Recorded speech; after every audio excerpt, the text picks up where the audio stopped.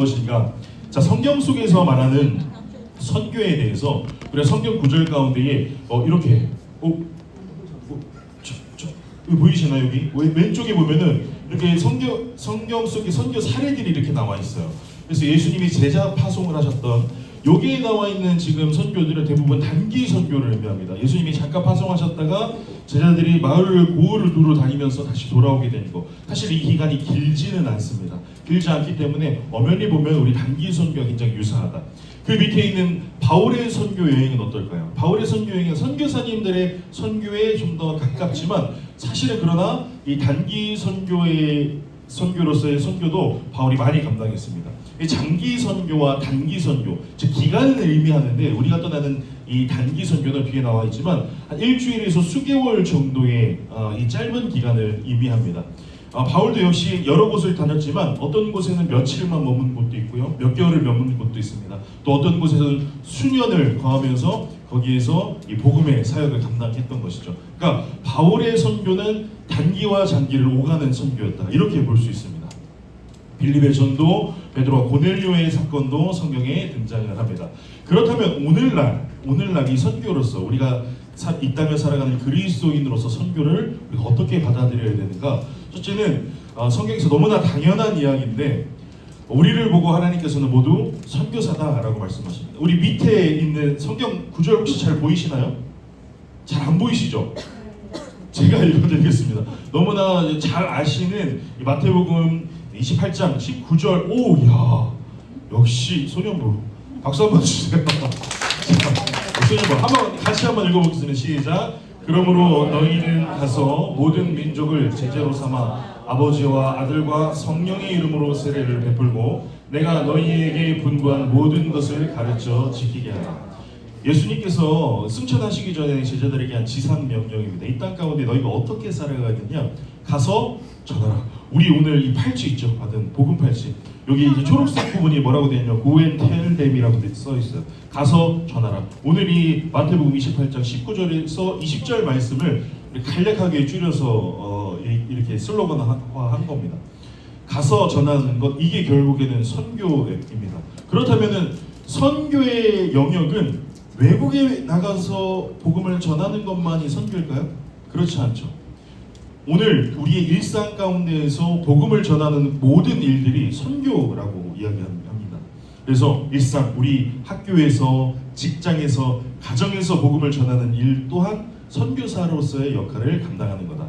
그리고 또 다른 선교, 좀 더 적극적인 선교로서 우리가 단기 선교를 가게 됩니다. 단기 선교는 앞에 우리가 이야기했듯 최소 한 주에서 수개월에 이르기까지 복음 전도를 집중적으로 하는 기간을 말합니다. 그 다음에는 보면은 기도와 후원 밑에 적혀져 있지만 또 다른 선교의 모습은 뭐가 있냐면 내가 직접 장기 선교자로 나가는 거죠. 여러분, 그런 결단을 하시는 우리 그 고등부 같은 경우에는 저희가 11월 예정되어 있는 알바니아 선교를 나갑니다.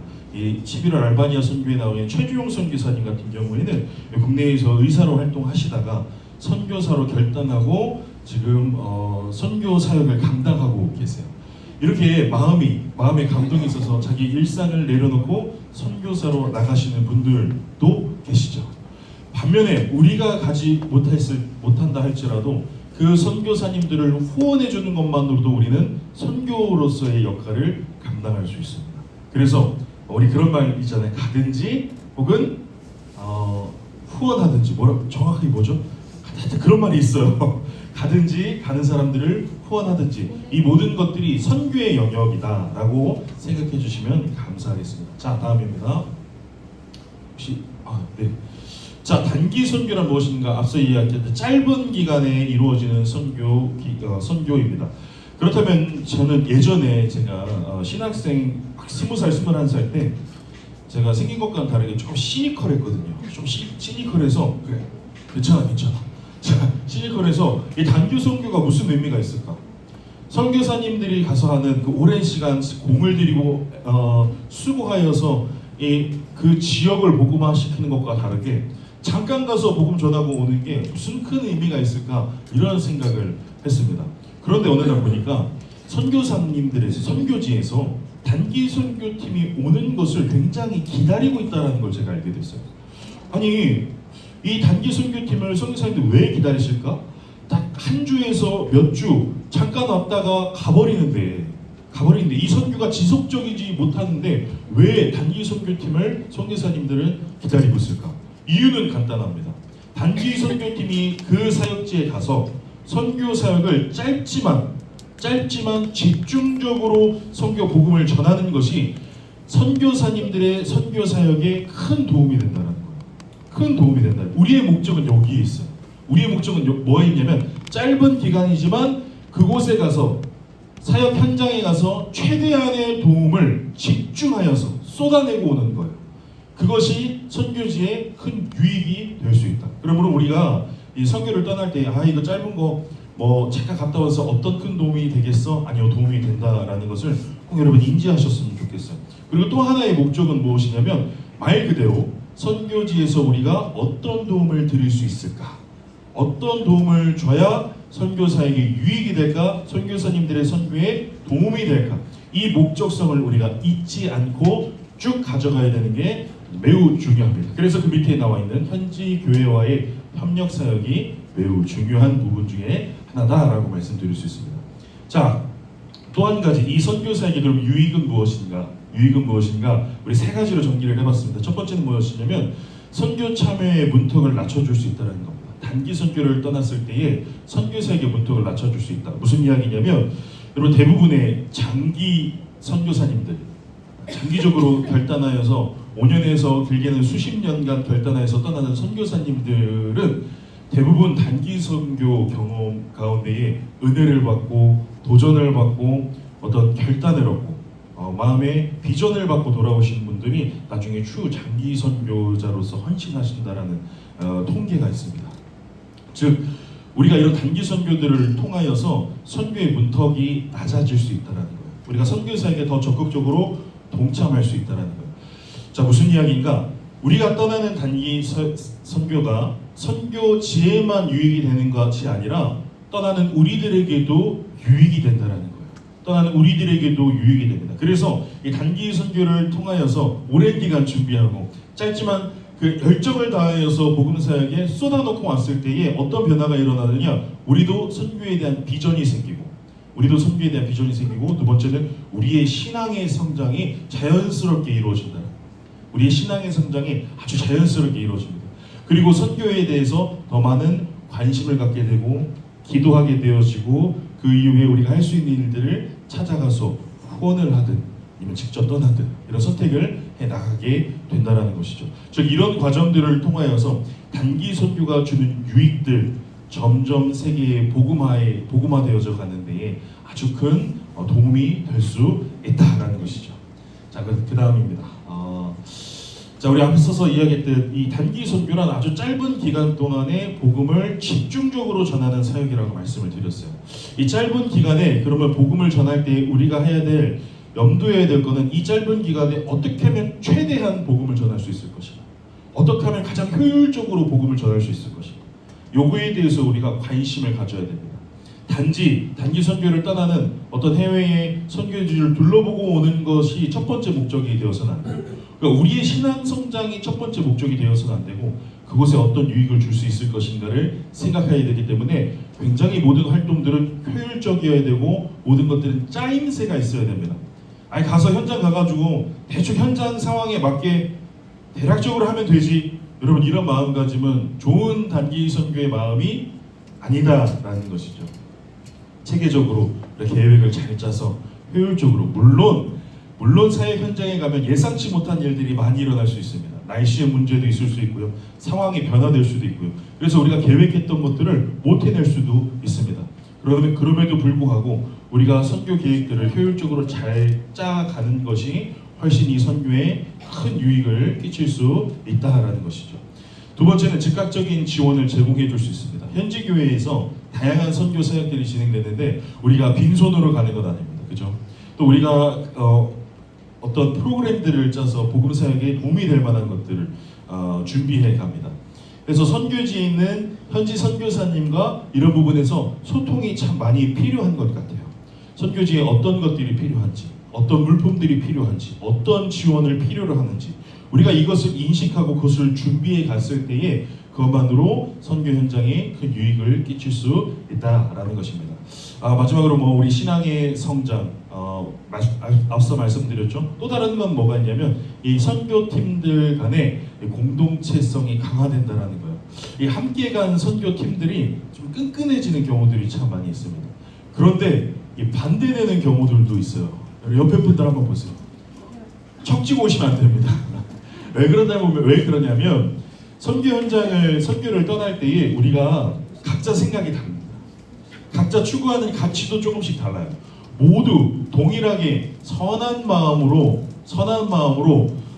좋은 마음으로 떠나는 선교인데 그 좋음의 방향성이 달라질 때 의견이 충돌될 수 있을까요, 없을까요? 있죠. 의견이 충돌될 수 있어요. 여러분 그럴 때 어떻게 해야 될까요? 이게 더 좋은 거야 라고 나의 생각을 계속해서 밀고 나가야 될까요? 지우자매? 그러지 않고 어떻게 해야 되죠? 조금씩 서로 양보해 나가야 됩니다. 중요한 게 이거예요. 선교지에 최대한의 우리가 좋은 영향력을 끼쳐야 되는 거 맞습니다. 그런데 그것만큼 또 다른 무언가가 중요하냐면 우리 안의 공동체성이에요. 우리 안의 공동체성이 깨지면 안 됩니다. 그러니까 쉽게 말해 서로 간의 관계를 해치면서 사역을 하면 안 돼요. 그것은 아무리 그게 옳은 거라고 내가 분명하게 믿고 밀고 나가고 싶어도 그 자체로 절대 선교지의 선한 영향력이 될 수가 없습니다. 우리 공동체성이 깨져가지고 서로 눈도 안 쳐다보고 시큰둥해가지고 말도 안 하고 여러분 이거 복음 전하러 나갔을 때 뭔가 우리가 그 선교 현장에 나갔을 때 이거 티 날까요 안 날까요? 티 납니다. 그러니까 그것만큼 중요한 게 뭐다? 화기애애한. 옆에 분들 한번 보고 미소 한번 지어주세요. 네. 이 화기애애한 분위기를 마치는 그 순간까지 끝까지 유지하시기 바랍니다. 자, 다음입니다. 단기 선교의 잠재적인 위험성이라는 게 있어요. 단기 선교가 유익만 끼치는 게 아니다라는 겁니다. 단기 선교가 선교 현장에 유익만 끼치고 돌아올 수 있으면 참 좋은데 그러지 못하는 단기 선교 팀들도 있습니다. 단적으로 뭘까요? 첫 번째 문화의 충돌이에요. 문화의 충돌. 이제 문화의 충돌이란 무엇인가? 사역 현장에 대한 이해가 전혀 없는 겁니다. 사역 현장에 대한 이해, 그들의 문화, 존중이 전혀 없이 내가 가지고 가는 것만 그들에게 강요하는 모습. 이거 사실 굉장히 폭력적인 거죠. 이거 되게 좋은 거니까 그냥 모르겠고 받아라고 하는 이런 강압적인 태도, 이런 억압적인 태도. 또 특히 우리가 사역을 떠나면은 보통은 이제 우리 떠나는 이제 필리핀도 마찬가지고 필리핀 우리가 바기오로 떠나지 않습니까? 이 바기오로 떠나는데 그들의 경제 수준이나 사회 발달이 우리보다는 조금 아직은 뒤처져 있어요. 그런 걸 보고 우리 마음에 그들의 문화를, 그들의 가치를, 그들의 생각을 나도 모르는 사이 경시하게 될 가능성이 있습니다. 그래서 우리 게 더 나아. 우리가 더 잘 사니까 그냥 하는 대로 하면 이런 식의 태도는 그들에게 상처가 될 수 있습니다. 상처가 되면 어떻게 될까요? 복음의 마음의 문을 닫게 되어버리는 거죠. 그러니까 이런 일들이 일어나면 안 됩니다. 그래서 우리는 그들의 문화를 이해해야 되고 그들을 존중하기 위해서 내가 혹시 우리가 취해야 될 실수하지 말아야 될 언어와 행동이 뭐가 있을까를 분명히 알고 갈 필요가 있다. 또 사역 현장에 대해서 우리가 잘 알아야 되기 때문에 사역 현장을 인지하고 환경을 인지하고 갔을 때 훨씬 더 큰 유익이 될 수 있다는 거죠. 그래서 그런 의미에서 우리 다음 주에 박근호 목사님께서 2강을 준비하시는데 이 필리핀 바기오에 대해서 문화와 지형과 여러 가지 것들을 음식이라든가 이런 여러 가지 것들을 이제 강의를 해주실 예정입니다. 그런 이해가 있을 때에 더 배려해 줄 수 있다는 거 꼭 기억하시기 바랍니다. 그 다음에는 피상적인 관계입니다. 아주 일시적인 접촉이라고 생각하고 안 볼 사람이니까 이렇게 생각하고 떠나시는 분들이 계세요. 여기 한번 오고 다시 안 올 거니까. 그래서 뒤의 것을 생각을 하네요. 선교사님이 우리가 여기에서 어떤 행동을 취하고 가냐에 따라서 선교사님 입장이 매우 좋아질 수도 있지만 매우 곤란해질 수도 있으세요. 우리가 가서 엉망으로 하고 오면 준비도 안 된 모습으로 가서 하고 오면 그냥 우리만 즐기다가 오면 어떤 일이 일어날까요? 선교 현장에서 선교사님에 대한 신뢰가 떨어질 겁니다. 선교사님이 애써서 다져온 땅들이 다시 뒤집어질 거예요. 다시 뒤집어질 거예요. 우리가 이런 일은 있으면 안 되겠다. 그래서 반드시 선교사님과 긴밀한 소통이 필요하고 어떤 것이 도움이 되고 이것이 후에 혹시 선교사님에게 어떤 영향을 끼칠까를 다시 한번 되새기는 일들이 필요합니다. 그 이외에도 이 선교사님과 교제를 계속해서 이어가는 것 또한 중요합니다. 우리 필리핀 바기오로 떠난 김신근 선교사님 같은 경우에는 사실은 이 바기오에서의 사역을 8월로 마무리하십니다. 그리고 푸켓으로 떠나시는 것을 세부로 떠나시는 것으로 알고 있어요. 세부로 떠나시는데 그렇다고 해서 우리가 선교 사역이 의미가 없는 것 아닌가? 절대 그렇지 않습니다. 우리가 거기에서 선교사님의 선교 사역을 잘 마무리하시는 데 일조한다라고 생각하시면 좋을 것 같아요. 선교사님이 그 선교 현장을 떠난다라고 해서 거기에 더 이상 선교사님 없으신 것 아닙니다. 또 다른 후임 선교사님이 거기로 들어가실 거예요. 그 후임 선교사님을 위해서라도 우리는 잘 준비해서 그 후일을 기약해야 된다는 거 꼭 잊지 않으셨으면 좋겠습니다. 자, 그 다음에 재정적인 준비와 또 우리의 그 프로그램들 여러 가지 준비들이 철저하게 이루어져야 된다. 앞서서 우리가 잘 말씀을 드렸습니다. 또 정서적 영적 부담이 있습니다. 앞서서 말씀드린 거예요. 상황이 갑작스럽게 변화될 수 있습니다. 날씨가 너무 궂을 수도 있어요. 그렇죠? 그래서 사역하는데 체력적으로 부칠 수도 있다는 거예요. 체력적으로 계속 힘들어지고 그렇게 되면 뭐가 또 동시에 어려워져요? 육체만 어려워지는 게 아니라 마음도 어려워져요. 마음이 되게 어려워져요. 마음 어려워지면 어떤 일이 일어날까요? 화기애애한 분위기가 깨져버려요. 예민해지는 거죠. 옆에 있는 사람들을 우리 같이 가야 되는 이 공동체를 잘 지켜내야 되는데 내가 힘들고 지치니까 나도 모르게 말이 퉁명스럽게 나가기 시작합니다. 분위기가 점점 험악해져요. 이런 거 선교 현장에 절대 유익이 될 수 없다. 그러면 어떻게 해야 돼요? 이런 건 얼마든지 일어날 수 있다는 마음을 먹으셔야 돼요. 선교 현장이 우리 생각처럼 아름다우지 않을 가능성이 매우 큽니다. 여러분 최악을 한번 생각해 보세요. 갔는데 산에 그냥 기본적으로 하루에 모기를 20박씩 물려요. 산모기라서 막 그냥 팔이 막 땡땡 붙습니다. 최악을 가정해 보는 거예요. 갔는데 막 비가 막 엄청 내려요. 비가 엄청 내려가지고 이 비탈길 다 지륵돼가지고 막 내려가는데 그냥 못 내려가 막 그냥 미끄럼틀 타고 엉덩방아를 하루에도 막 10번씩 쪄야 돼요. 밥은 왜 이렇게 입맛에 안 맞아? 막 느끼하고 막 향신료 강하고 막 배탈 나고. 여러분 이 모든 걸 가져가세요. 최악을 가져가시면 그 다음에 최악을 면했다라는 감사한 마음이 생길 겁니다. 그래서 그러한 마음으로 이거 이미 예상한 거잖아. 우리 이 정도는 예상했잖아. 이러한 마음으로 선교사를 감당할 때 우리 마음을 지킬 수 있을 줄로 믿습니다. 자, 이 모든 거를 종합했는데 이 장제적 위험성에 대해서 이야기를 했는데요. 제가 이 이야기를 한 또 다른 이유가 있습니다. 뭐냐면 사실은 선교팀들이 다양하게 있습니다. 다양하게 있는데 제가 이제 선교사님들과 이제 교제하는 것을 좋아해서 이제 선교사님들의 선교 현장에 대해서 이야기도 참 많이 듣고 그런 것을 참 좋아해요. 근데 선교사님들이 공통적으로 하는 말씀들 중에 하나가 있어요. 어떤 이야기를 공통적으로 하냐면 최악의 선교팀에 대해서 이야기를 하세요. 최악의 선교팀. 어떤 교회에서 온 선교팀이 아니라 어떤 단체에서 모 단체에서 온 선교팀인데 이 선교팀은 선교사님들과 이렇게 소통하면서 오는 게 아니에요. 자기들이 혼자서 선교팀들을 꾸려서 아무런 기반 없이 그냥 들어옵니다. 그냥 들어와서 그냥 막 노방전도고 뭐고 막 선교사역을 자기 나름대로 복음사역을 전도사역을 막 펼치는 거예요. 근데 문제는 뭐냐? 너무 좋은 마음인데 이게 선교 현장을 전혀 고려하지 않은 행동이라는 거죠. 전혀 선교 현장을 고려하지 않는 거예요. 우리가 복음을 전하러 가는 단기 선교 국가 중에는 복음에 대해서 굉장히 배척적인 공산주의 국가들이 참 많이 있습니다. 이곳에서 선교사님들 선교 사역하는 거 쉽지 않거든요. 공무원들과 관계를 맺어가면서 어렵게 사람 한 명, 1년에 한 명 전도하는 것만으로 막 엄청난 그 기쁨이고 이분들에게는 되게 보람이 그런 어려운 선교 사역지인데 이분들이 가가지고 단기 선교랍시고 막 복음을 도시에 나가가지고 막 복음을 마음대로 막 전하다가 경찰에게 제지를 받게 되어죠.